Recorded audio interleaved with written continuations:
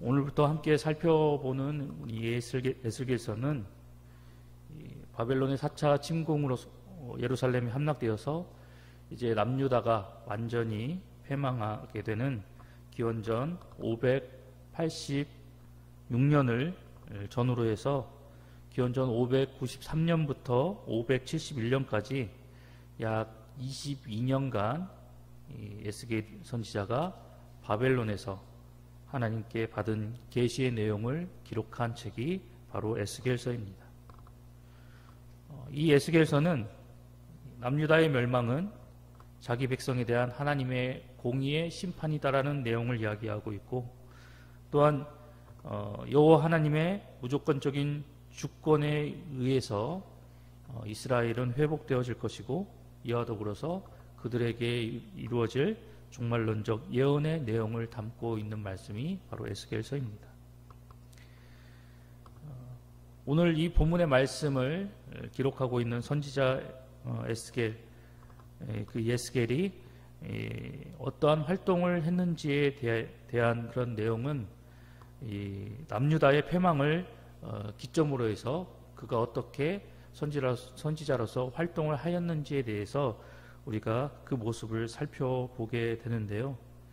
이러한 이 까닭에 우리는 이 에스겔서를 크게 두 가지 방식으로 분류를 해 볼 수 있습니다. 먼저 첫 번째로 에스겔서는 계시가 주어진 시점에 따라서 그 내용을 분류해 볼 수 있다는 것입니다.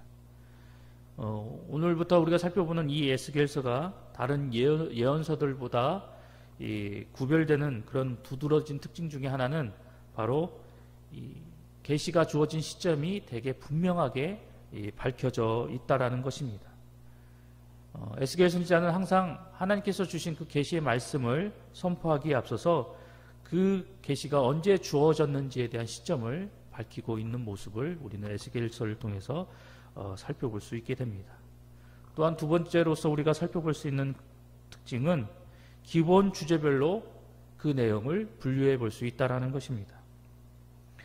에스겔 선지자는 자신에게 주신 그 하나님의 예언의 말씀을 그 주신 시간적인 순서대로 배열해 놓는 모습을 우리에게 보여주고 있습니다. 그렇다고 해서 전부 100% 하나님께서 주신 말씀을 모두 시간적인 순서대로 배열한 것은 아니지만, 그래도 대부분의 그 예언의 말씀을 자신에게 주신 그 시간적인 순서에 따라서 이 예언의 말씀을 기록하고 있는데요. 이렇게 기록한 그 의도는 바로 이 기본적인 주제별로 이 하나님의 말씀을 들려주기 위함임을 우리는 보게 됩니다. 이러한 특징을 지닌 이 에스겔서, 그중 오늘 우리가 함께 살펴본 1장 1절로 3절의 말씀을 살펴보면 이 선지자 에스겔이 여호와의 영광의 환상 중에서 이제 선지자로서 소명을 받을 때의 그 장소와, 그리고 선지자로서 소명을 받는 그 시간, 그리고 선지자로서 자신을 향한 이 하나님의 말씀과, 그리고 이 주권, 이 권능에 대해서, 선지자로서 하나님께로부터 받은 그 권능에 대해서 이 강조하는 그런 내용을 우리는 1절로 3절의 말씀을 살펴보게 됩니다. 특별히 에스겔은 오늘 이 본문의 말씀 서두에서 이야기하고 있는 것처럼 자기 자신을 사로잡힌 자 중 하나다라고 표현을 하고 있습니다. 이것은 기원전 605년과 그리고 597년에 있었던 바벨론의 1차, 2차 침공 때에 이 포로로 바벨론에 잡혀갔던 사람들을 지칭하는 그런 말인데요. 이 에스겔 선지자 역시 이 바벨론의 2차 침공 때 포로로 바벨론에 끌려갔던 그런 유다 사람들 중에 하나였습니다. 그래서 그발강 주변에 거주하면서 이 바벨론에서 행하는 여러 가지 공사들, 뭐 운하 공사라든지 여러 가지 공사를 하는 이 일들에 투입이 되었다라고 합니다. 그래서 이 그발강에 가장 가까운 이 델 아빕이라는 이 곳에서 거주를 하고 있었는데, 이때 이 거주하고 있었던 이때에 하나님의 말씀이 자신에게 임하게 되었다라는 것을 우리에게 들려주고 있습니다. 특별히 1절 말씀을 보면 30째 해 넷째 달 초 닷새라고 기록을 하고 있습니다. 이것은 에스겔 선지자가 선지자로서 소명을 받을 때 그 시기를 우리에게 이야기를 하고 있는데, 선지자가 30세가 되던 때에 선지자로 부르심을 받았다라는 것을 밝히고 있습니다. 그래서 에스겔서를 통해서 우리가 알게 되지만, 에스겔 선지자는 30세의 부름을 받아서 그가 52세가 될 때까지 약 22년간 선지자로서 활동을 하게 됩니다. 즉 오늘 본문 이 1절로 3절까지의 말씀은 바벨론 그발강에 가까운 이 데라베베에 있을 때, 특별히 선지자가 30세의 시기에 하나님의 말씀이 자신에게 임하게 되었고, 이것은 자신의 소리가 아닌 하나님께서 주신 말씀이기에 신적인 권위를 지니고 있다는 것을 서두에 우리에게 밝히 이야기를 하고 있는 것입니다. 이러한 선지자의 이야기를 통해서 우리가 깨닫게 되는 중요한 사실이 있습니다. 먼저 첫 번째로는 이스라엘 땅에 남아있는 유다 백성에게 임하셔서 하나님이 자신의 계시를 주신 것이 아니라 이 먼 바벨론 땅에 포로로 잡혀가 있는 이 에스겔에게 임하셔서 하나님께서 그를 통해서 자기 백성을 향한 계시의 말씀을 선포케 하셨다라는 사실입니다. 이를 통해서 우리가 발견하게 되는 것은 하나님은 공간을 초월하신 만유의 주가 되시는 분이시다라는 것입니다. 자기 백성이 어느 곳에서 무엇을 하든지 간에 하나님 것은 장소와 환경을 개의치 않고 자기 백성을 찾아가 주셔서 다시 자신의 뜻과 계획을 실행하며 나아가시는 그러한 분이시다라는 것을 우리는 본문의 말씀을 통해서 깨닫게 된다라는 것이죠. 두 번째로 오늘 에스겔 선지자를 통해서 발견하게 되는 중요한 사실 두 번째는 사로잡힌 자, 즉 포로로 끌려갔던 사람들 중에 하나였던 이 에스겔에게 하나님께서 계시를 주신 것은, 하나님은 자기 백성을 절대 버리시지 않은 분이시고, 자기 백성이 비록 하나님 앞에서 범죄하고 죄악을 저지르고 그릇된 길로 간다 할지라도 그러한 자기 백성들에게 당신의 말씀을 선포케 하시고 그 말씀을 듣게 하시며 그 말씀을 통해서 바른 길로 인도하여 주심으로 말미암아 영광스러운 모습으로 다시 세워나가시고 회복시키시는 분, 그분이 바로 하나님이시다라는 것을 오늘 이 에스겔서는 우리에게 분명하게 보여주고 있습니다. 특별히 이 에스겔서에 등장하고 있는 이 하나님의 모습은 절망 중에 자기 백성을 그냥 내버려 두시지 않는 분이심을 분명하게 보여주고 있습니다. 오히려 절망 중에 소망을 주시는 풍성한 은혜와 사랑의 하나님이 되심을 오늘 우리에게 깨닫게 해주고 있는 것입니다.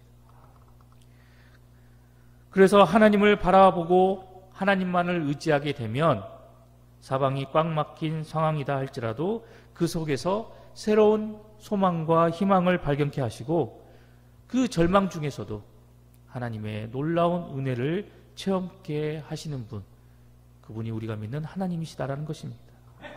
때문에 우리의 현실이 아무리 어둡고 괴롭고 고통스럽다 할지라도 그리고 우리가 하나님의 백성임에도 불구하고 죄악이 가득 찬 이 세상과 더불어 살아간다 할지라도 허무한 세상의 것에 소망과 희망을 품고 살아나가는 것이 아니라 우리의 든든한 의지와 소망이 되시는 그 하나님을 바라보며 그 하나님을 의지하고 소망을 두며 살아나가는 하늘 백성이 되어야 함을 본문은 우리에게 교훈하고 있는 것입니다.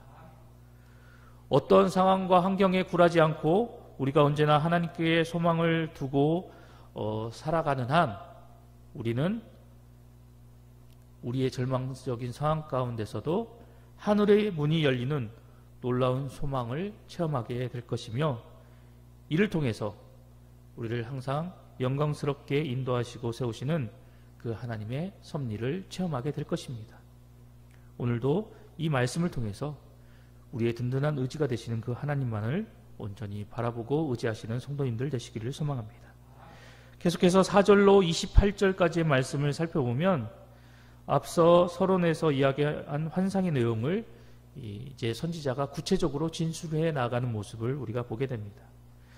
특별히 선지자가 본 이 환상, 이 네 생물과 그리고 네 바퀴에 관한 이 환상, 그리고 그 이후에 이야기하고 있는 이 수정 같은 궁창에서 운행하고 있는 네 생물, 그리고 그 위에서 들려오는 한 음성에 대한 그런 환상의 내용을 우리에게 들려주고 있습니다. 이렇게 이 놀라운 이 환상, 이 신비로운 경험을 목도한 선지자는 이러한 환상 속에서 오늘 본문 말미에 영광스러운 하나님의 임재를 목도하며 나아가게 되는 그런 모습을 우리에게 보여주고 있습니다. 그런데 우리가 이 환상 속에서 주목해야 할 부분은 바로 선지자가 묘사하고 있는 그 하나님이 계시는 그 수정 같은 궁창의 모습입니다. 오늘 본문에서 선지자가 이야기하고 있는 이 하나님께서 계시는 이 수정 같은 궁창은 이 하나님이 계시는 그곳이 얼마나 깨끗하고 그리고 더러움이 없는 거룩한 공간인지에 대해서 우리에게 이야기를 하고 있습니다. 이 환상은 우리가 믿는 하나님이 어떠한 분이신지에 대해서 우리에게 분명하게 이야기를 하고 있는데, 특별히 이 환상을 통해서 선지자는 우리가 믿는 하나님은 지극히 거룩하신 하나님이시다라는 것을 이 환상을 통해서 다시 한번 깨닫게 해주고 있습니다.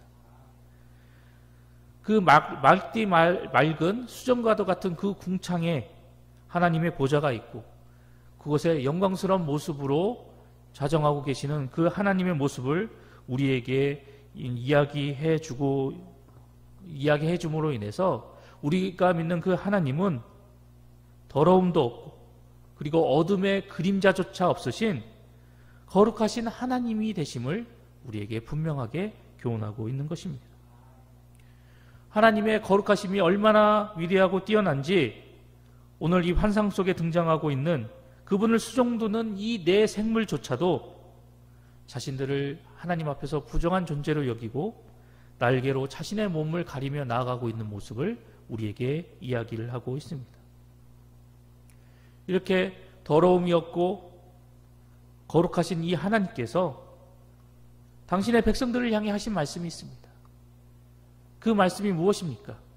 그것은 바로 내가 거룩하니 너희도 거룩할지어다. 레위기서 11장 45절의 말씀을 통해서 거룩하신 하나님께서 자기 백성을 향해 내가 거룩하니 너희도 거룩하라는 말씀을 들려주셨습니다. 그런데 우리가 잘 알고 있는 것처럼 우리는 하나님처럼 아무 흠도 허물도 없고 그리고 어두움과 죄의 그림자조차 없는 그런 거룩한 존재가 될 수 없다는 사실을 우리는 익히 잘 알고 있습니다. 우리가 이러한 존재인데 그렇다면 하나님은 왜 우리에게 내가 거룩하니 너희도 거룩하라 라고 말씀을 하셨을까요? 우리가 잘 알고 있지만 우리 인간은 죄로 인해 죽을 수밖에 없는 존재입니다.